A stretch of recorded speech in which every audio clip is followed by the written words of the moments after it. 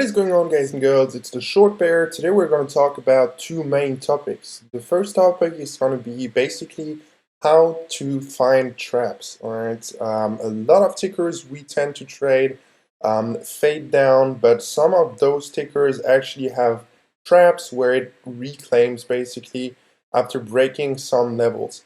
I'm going to show you exactly how I managed my PTI trade. Alright, so I took a position short at first, covered at the low of day, and got long before selling basically back at the level I first shorted at. Now, this is a pattern I really like to trade. It's a very known strategy that I teach in Manage Money, and I wanted to talk with you about exactly what made this trade happen and why it worked so well. After that, we're going to talk about another ticker, SAVA, and I'm going to show you exactly how you can take advantage of basically big fades, crashes, gap and crabs, fades basically. All right, and I'm going to show you exactly how my plan came together on this one and how I attacked it as I saw it and took advantage of this really nice opportunity. All right, so let's get started. PTI is a known ticker that a lot of people know as their biggest loss.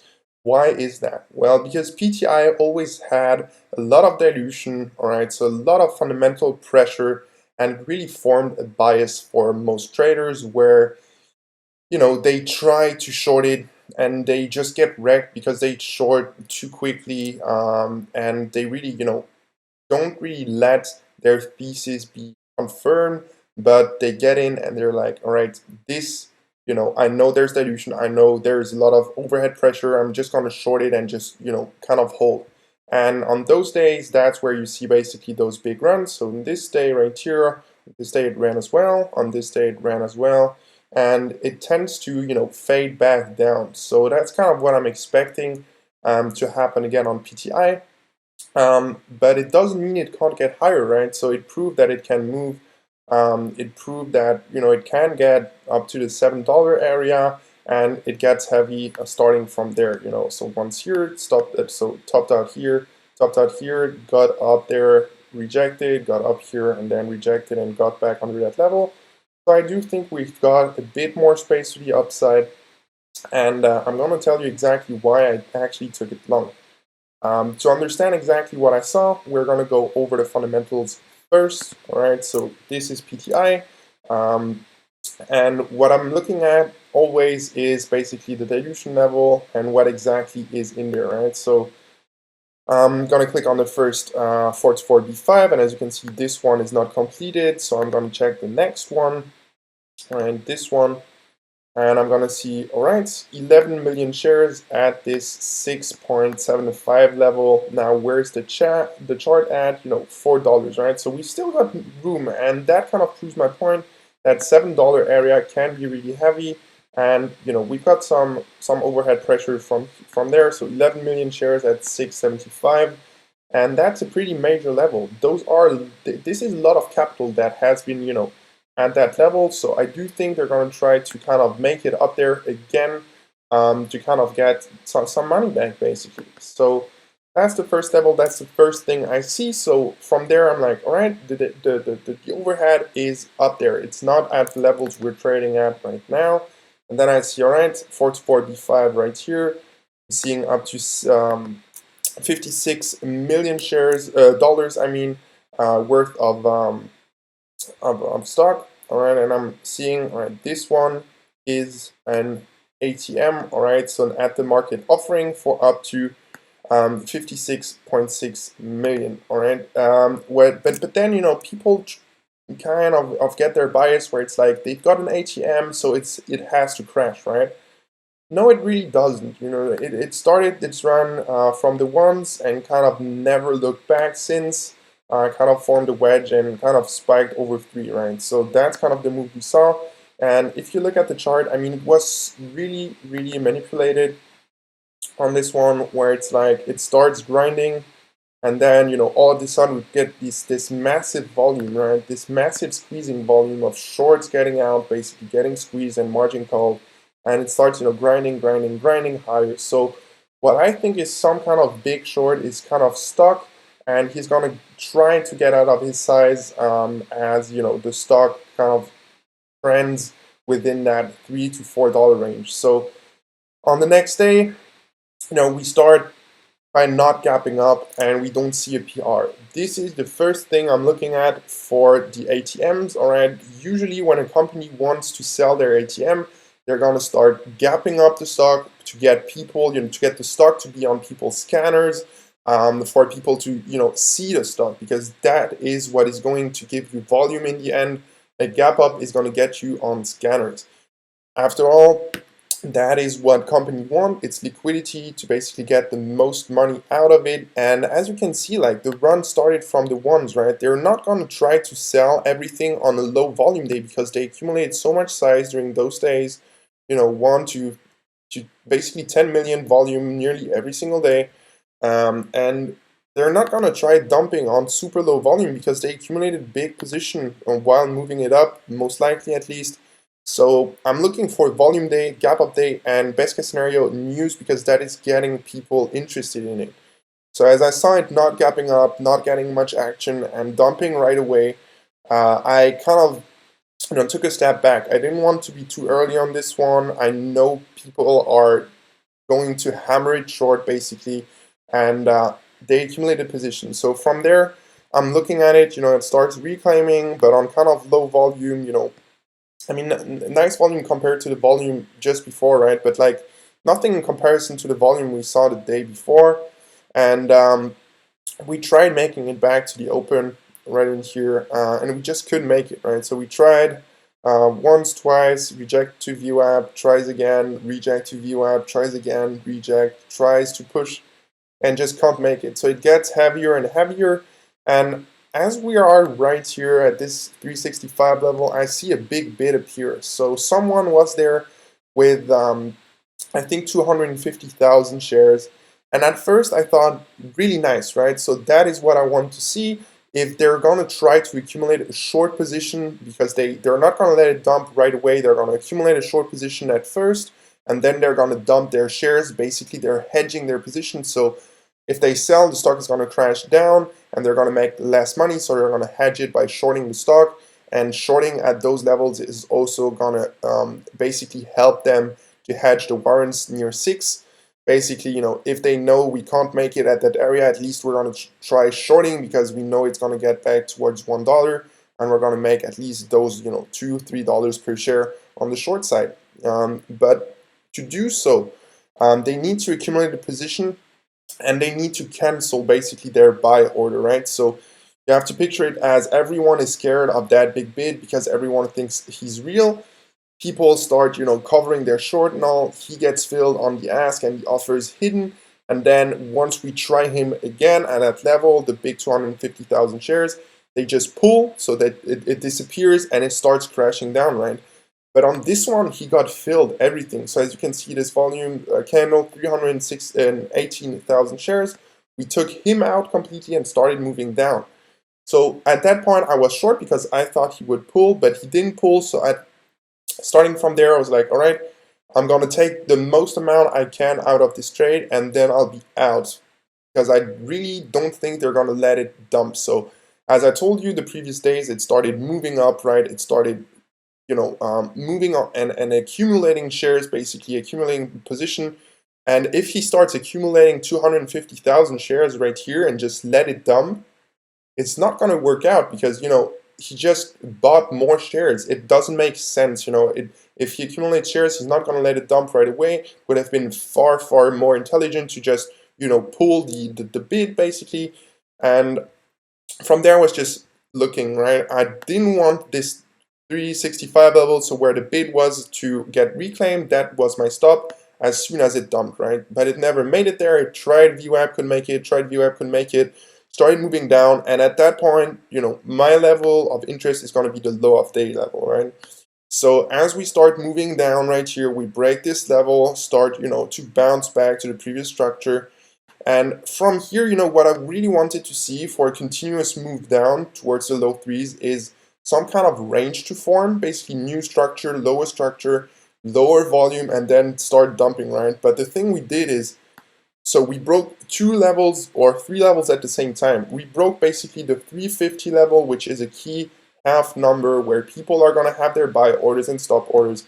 Then we cracked this level right here, 348, basically the previous low here where we supported. And we also broke the lows, right? So we start, moving down. We break 3 levels, right? And people may think, all right, it's super bearish, right? That's really nice to see. Well, yes and no, because the problem is we start moving down and breaking this low on super overextension, right? More overextension than here even. So I'm expecting a bounce, right? I'm expecting a bounce at this point where it flushes to the lows. People are super emotional, right? And the point of the most emotion, so the most emotional point on any stock is usually the point where you're gonna find a big opportunity, right? So flushes, I see people start to buy up in here, right? And I cover my position and I get long right away. So if you put everything together, an ATM is not going to be dumped on low volume, especially if they accumulate the previous days, right? The dilution is higher, so they really need, so the overhead pressure is higher. They really need to push it up to that $7 level to even get a chance to unload those. And the big bid here that just accumulates, which is really not what you want to see. And everything came together. I'm getting super overextended, so I'm expecting a bounce. And I'm thinking, all right, I'm gonna get long here, so I'm covering. I'm gonna get long. I mean, I'm expecting, like every single breakdown before, a bounce back. We're gonna bounce back right in that previous structure, so reclaim the range. And from there, if it gets back down to my average, I'm just gonna cut it. But I do think that people are gonna, hammer the lows right here, and they're gonna get squeezed. That is what we saw in the previous days. Every time we start dumping and breaking trend, it reclaims, right? So there's nothing different on those days right here, right? On this day right here, I'm thinking the same thing. Starts reclaiming into the range, gets sideways, and then right here, a hidden buyer shows up, and he just pushes it up, all right? And I'm thinking, what are the main levels I want to look at? Well, where did it fail before, right? Look left. Right here into this 370 level and this 380 level. So as it gets to that 380 level and 375 level where it crashed before, I'm thinking about selling. I'm waiting. And as soon as we tried pushing over 75 and some hidden sellers were there, I just took it off. Because the selling pressure was too much, right? And we're starting to get overextended into that area of structure. So I take it off and I'm done for the day on this ticker. All right, that's how I managed PTI. That's how I saw it and how, I took advantage of this opportunity. I hope that, you understood everything. So let's get into the second ticker, which was SAVA. All right, so let's get those trend lines gone right here. And I'm going to show you exactly what I was looking at. So first of all, as always, the daily, right? The daily shows, that we're moving down all the way from that $40 level, all right, and kind of they get big gap downs, right? This is a kind of biotech healthcare kind of ticker where when they release bad data, it really gaps down. So that's what we see right here, right there, and right here.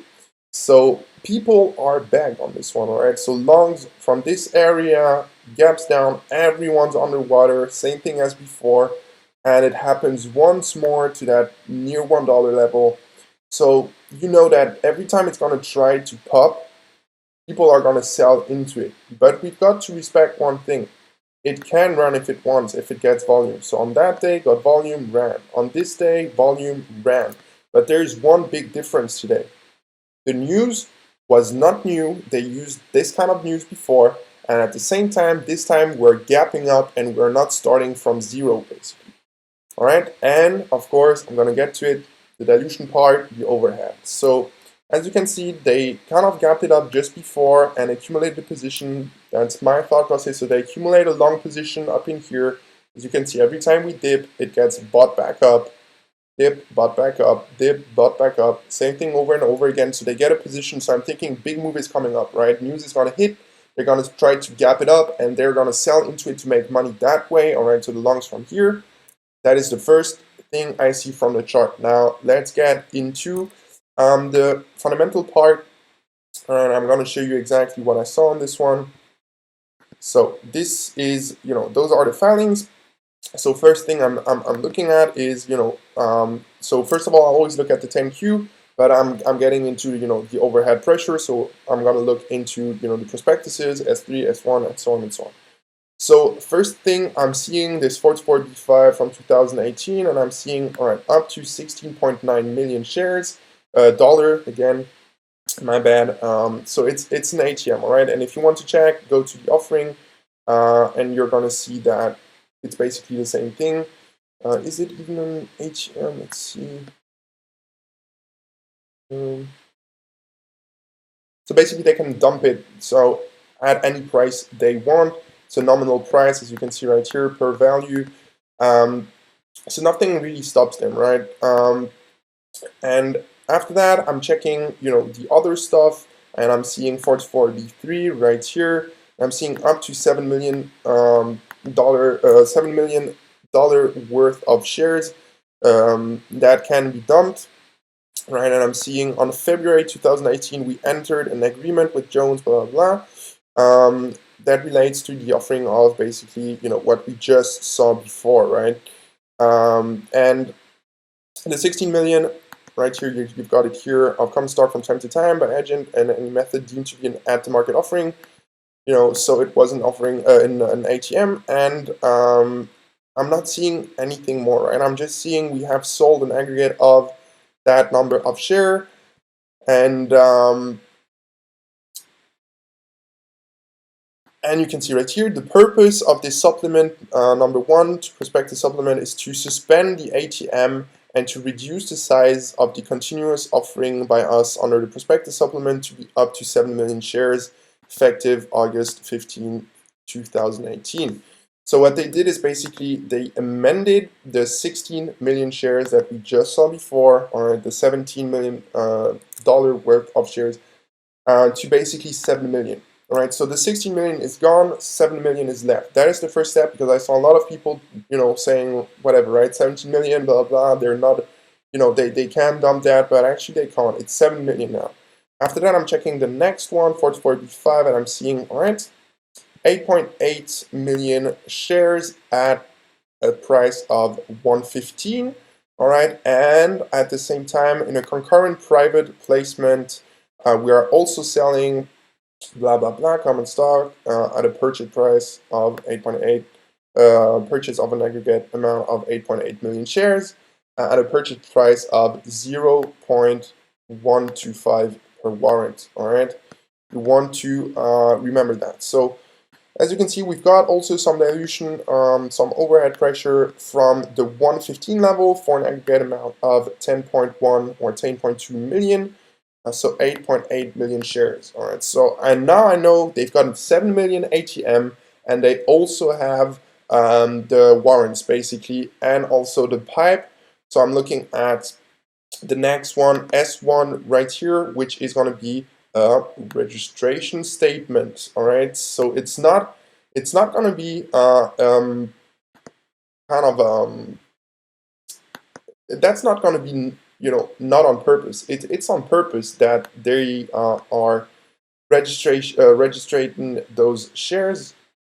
So as you can see, it's from the 18th of 2018. So it's a while back though, right? But they registered those, and as you can see right here, it's for basically the shares we were just talking about just before from the previous offering. So the pipe, they are registering those shares. And as you can see right here, this information is not completed and may be changed until they get the effect filing, right? So it's written right here, filed with the SEC is effective. And if we check it, you're going to see that they have an effect on it, all right? So those are good as well. So now everything comes together, and we just need to check if something is gone from it. So if you type in the warrants, you're going to see that you actually don't see much, all right? They don't talk about the previous warrants, which means for me, they did not dump anything during that time period, all right? But let's check the ATM, all right? So we're going to type in sales agreement, and we're going to see right here. There was no common stock sales under the ATM in the 3 and 9 months period ended September 30th, 2019. And you're going to see one more thing that people also got wrong, in my opinion. It is right here. Let's see.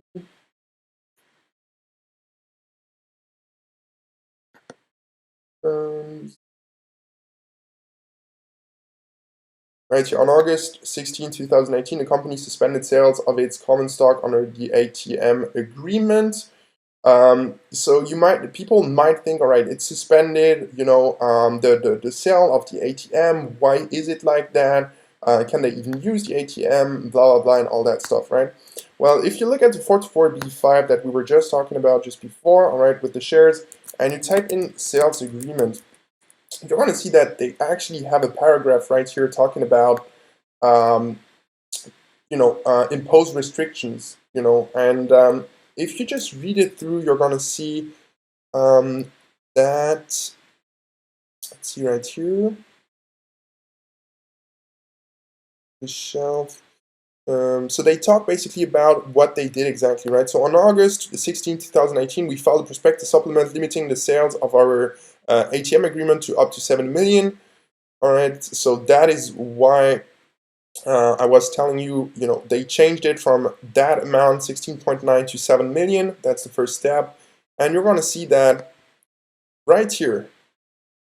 The security purchase agreement that we entered into with the purchasers of our common stock in this offering requires that we not enter into any agreement to issue or announce the issuance or proposed issuance of new shares of our common stock for the date of this prospectus supplement for 90 days from August 17th, 2018. So they suspended it, but not completely, right? So for a period of 90 days, starting August 17th, 2018, they suspended it. But now it is good, all right? So I saw people talking about they can't dump through it, but they actually can now because the restriction period is gone.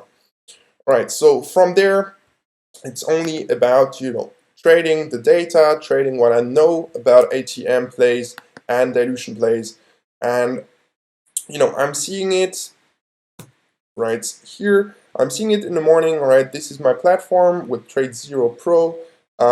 It starts, opening up at 7 a.m. towards 260, right? So I missed the initial pop. I'm looking at it and researching during that time period, and I'm seeing, lower highs. Every pop, we get a wick back, and we get to that, 250 level, which held. And as we, tried breaking and bounce, I'm thinking, all right, small bounce. I'm gonna wait for some kind of confirmation of weakness before it, starts moving up. We get the weakness. I get in. My stop is right over this high, and we start moving in my favor, right? So from now, the ATM play for me into the open, so from the time of the pre-market, 7 a.m. open to 9:30 a.m. market open, normal hours, I'm looking for continuous fade. So ATM plays usually fade really hard into the open, and that's what I'm looking at. I'm looking at spots for basically an ad. So I'm looking for bounces, weak bounces. So it starts moving down all the way to 230 and starts bouncing, takes out those highs right here, which basically gives them the opportunity of getting the liquidity, so the stops from there to sell more. And we also retest the previous structure at this 250 level, right? So this is where I want an ad. Starts moving up, waiting for some kind of confirmation, topping out, tops out, I get my ad, crashes back down. In this area, I did not want any ads because I was thinking, all right, maybe we'll pop a bit higher. We didn't, crash back down, and now I'm waiting for some kind of new kind of grinding action. I want to see heavy sellers, and once the big sellers step in, I'm going to short more. So we start grinding up, tries breaking, fails, tries again, fails, tries again, fails. So I'm basically adding more size here, thinking, all right, if we had higher, I'm just going to cut it and wait for the open, but we got the crash right away. And now we're heading into, kind of the gap fill area at 180. And I'm looking also at, overextension. So it gets really overextended. I'm looking at my data and I'm thinking, we are not so far from the bounce time. So on those plays, usually they start bouncing at 9 a.m. into the open to basically get, it doesn't cost much to basically move a stock up from 9 a.m. to 9:30, and then at 9:30 you get the big volume coming in and you can basically sell what you accumulated in the last half hour. So I'm looking at this $2 level right here, the whole number, and I'm thinking, all right, we're probably going to retest this and bounce from there a bit. So I'm taking off a piece here, starts going sideways into the open. We get the pop that I really wanted, and I add some size, crashes back down towards the support level right here, as you can see. So I start taking some off because we just, retested $2, it held, retested, held, retested, held, retested, held, ups, and then we crash down. So I'm expecting, a big wash under support, but it just doesn't come, it just supports, and I'm thinking, this one faded so much, people are really gonna attack it, and it might just bounce more than people expect. So I took a piece off what I just added right here, and now I'm waiting for some kind of bigger pop or some kind of range action and move down where I can add into. But we get what I call the open pop right here over 225. So I'm looking at the structure, looking left, and I'm seeing, all right, this is the level I want to add at. So 240, 250, that is where we were super heavy in the morning and where the fade basically started, right? So I'm adding into this area thinking if we get to 245, I'm going to cut it, right? So right here, I wanted to stop. If we would have continued, I would have cut it, but we just popped, got the stops, and then dropped.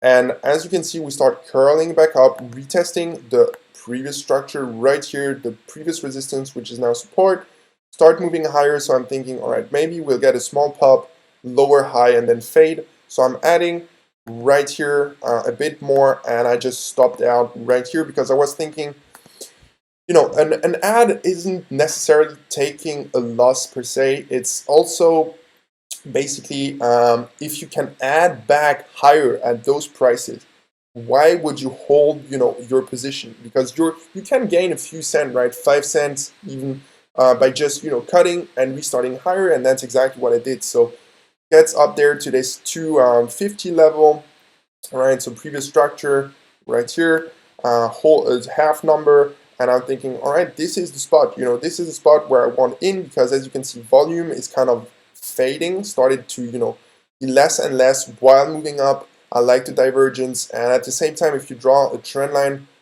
right here and you duplicate it, you're going to see, all right, it fits perfectly with the highs as well. So you've got that resistance line, you've got that resistance line, you've got the warrants that can be dumped, the pipe that has gotten registered, and you also have the ATMs. Everything kind of comes together, the news that is recycled, and everything just comes together. So I'm adding back everything I just covered here, waiting for rejection, reject right away, stop over the highs, easy cut, and as we move down and bounce, low volume. That is what I wanted to see.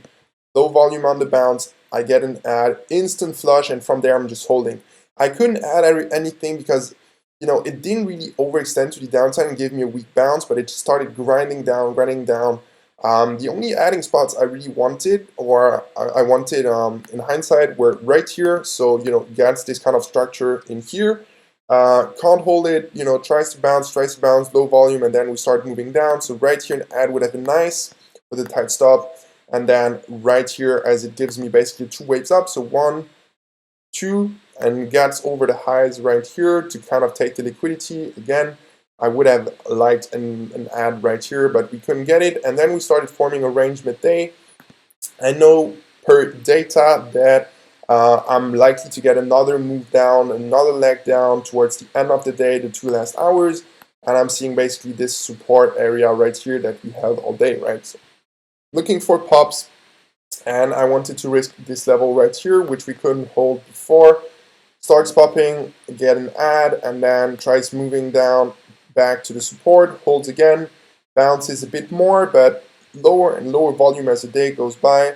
So I get an add right here as we get basically a lower high compared to this and compared to this, and get an add, starts moving down, retest the support again, gives a small bounce, super low volume, I get a second add, and then we start curling down towards the support area. It's exactly the time I'm looking at, so the last hour of the day.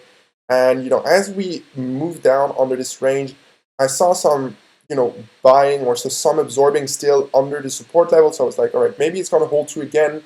and people are going to get squeezed because, you know, people are piling in short. And, you know, I cover a piece right here, but I really wanted to hold most, so I only took 1/4 and 1/6 of the rest after the fourth, and covered 1/2 of the rest right here on this dump. And as we curled down and retested 190 and held again, I took everything off and was done for the day for a really nice 5% win on the big account.